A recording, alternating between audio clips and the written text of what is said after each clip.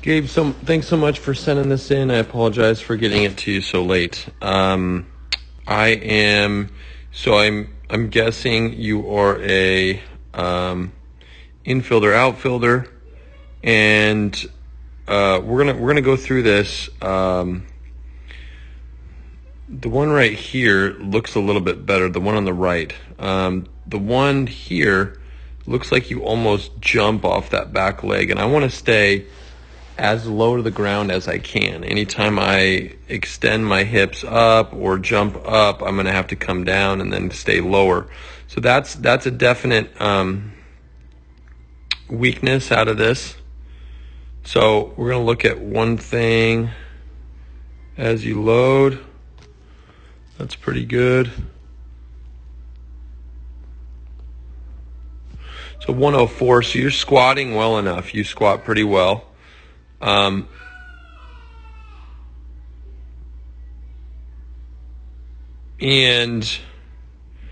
so power to the back leg's pretty good.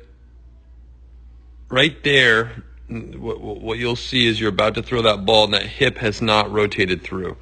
So the back hip is not coming through, and we've got to figure out why.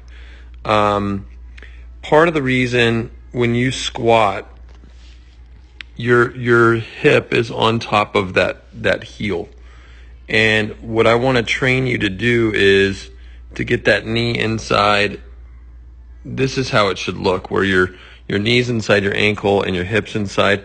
But right out of the get-go, you are kind of on top of that back leg.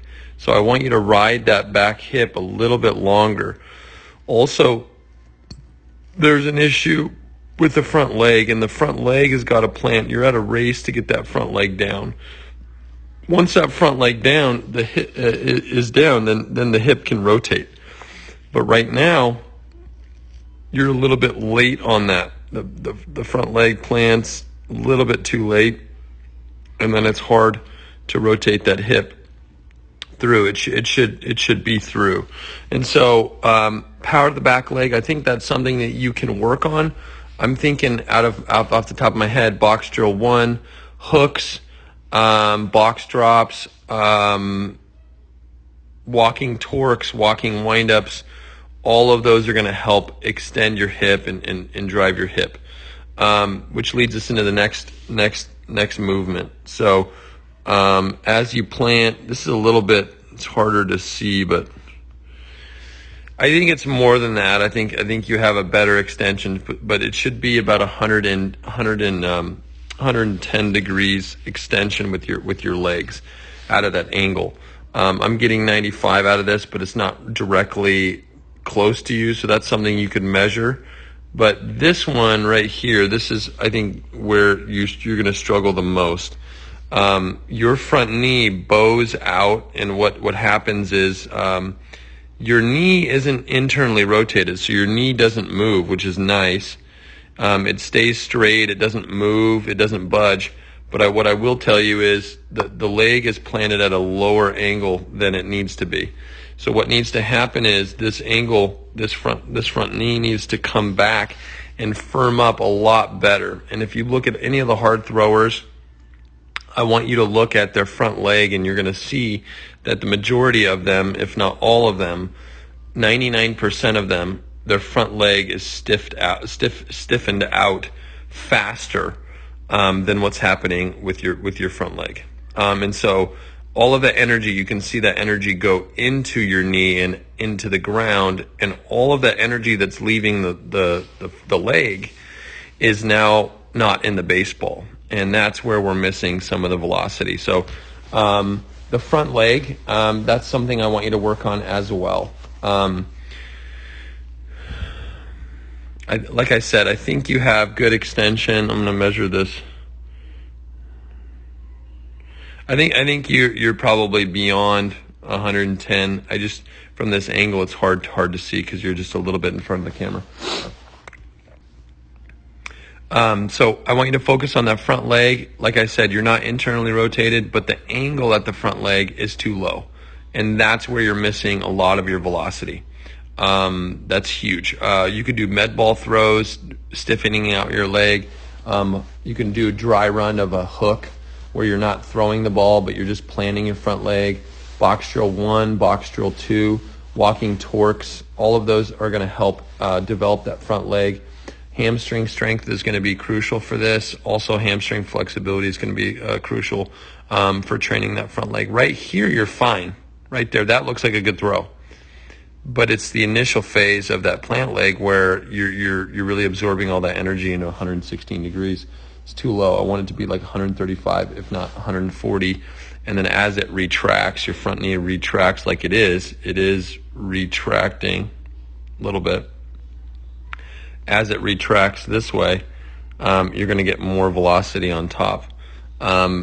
Hip rotation needs to be a little bit better as well. All right, so that's the lower half. So let's look at release point. That's where it is.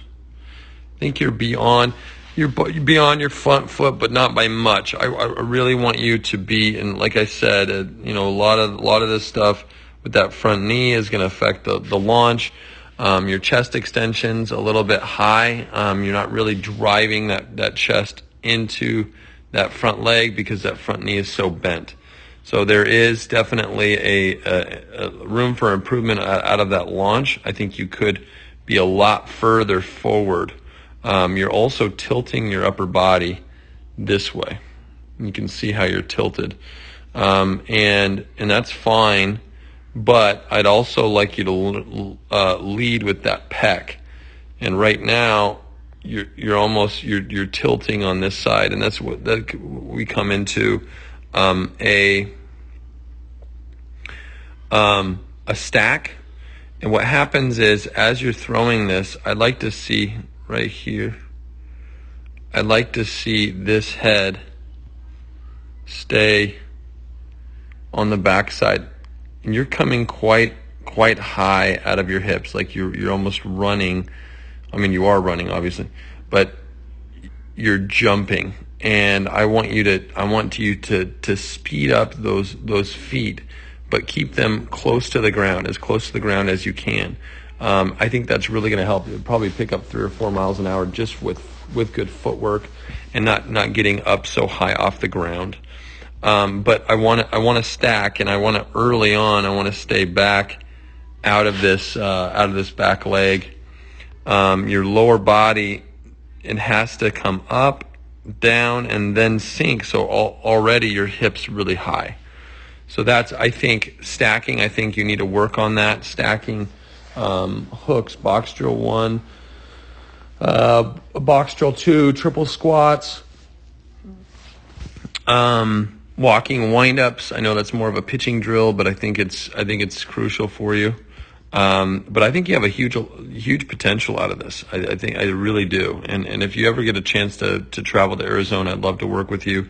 In just a few short sessions, I know we can speed it up. Okay, so that's stacking. Let's look at front glove and how you rotate. So this is what I described earlier. I described how you're tilting, and the reason why you're tilting. That front glove is fine right there, but instantly that glove goes down. And what I want to see is if this is your spine here, then that's your center of your rotation. So if this goes down, this must come up.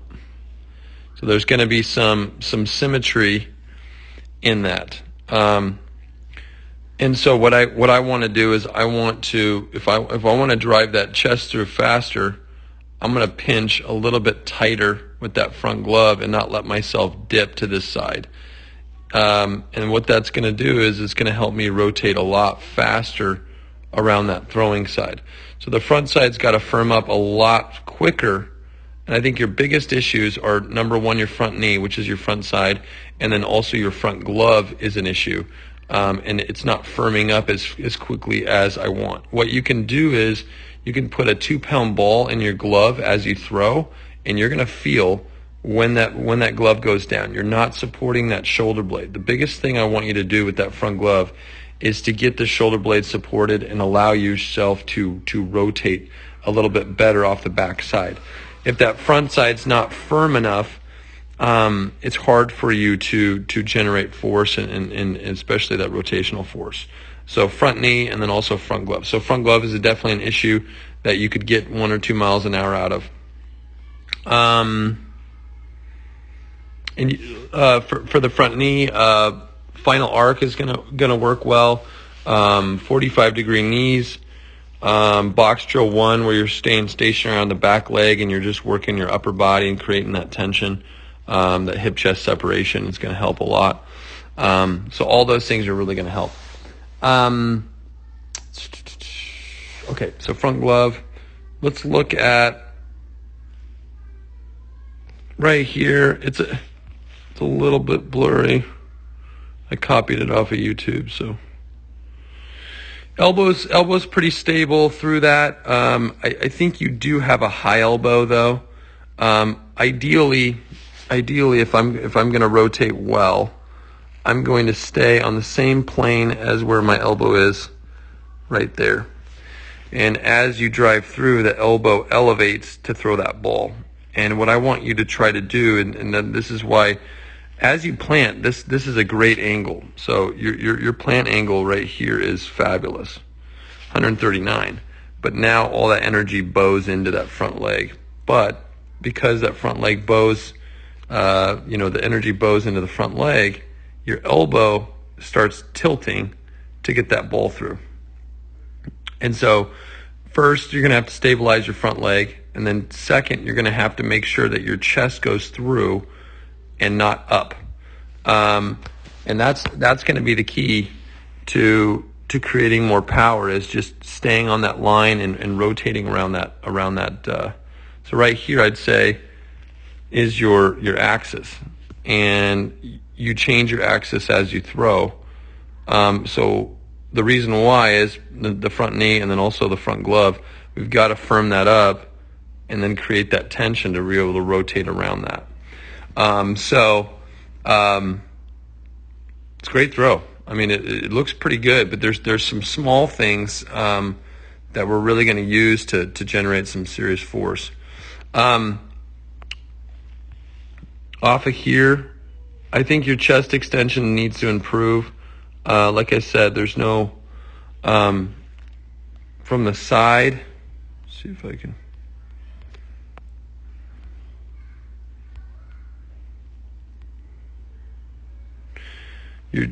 So you can see and how low that front knee is. That's going to be a huge factor in this. I'm going to take a measurement off your back hip up to your shoulder. This is about 17 degrees. I think it's probably a little bit more, but it's not much higher. It's probably close to 30. And what I want to see is that your chest, oh crap, undo.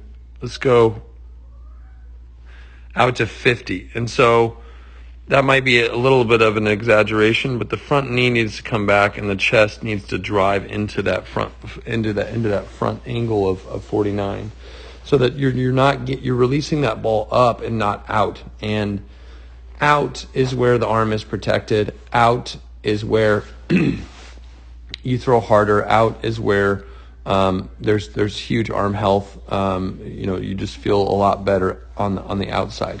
As you release the ball up, you get inaccuracy, you get slow, you get a lot of tension in the shoulders. So we really want to push your chest out. We want to push your chest or your knee back.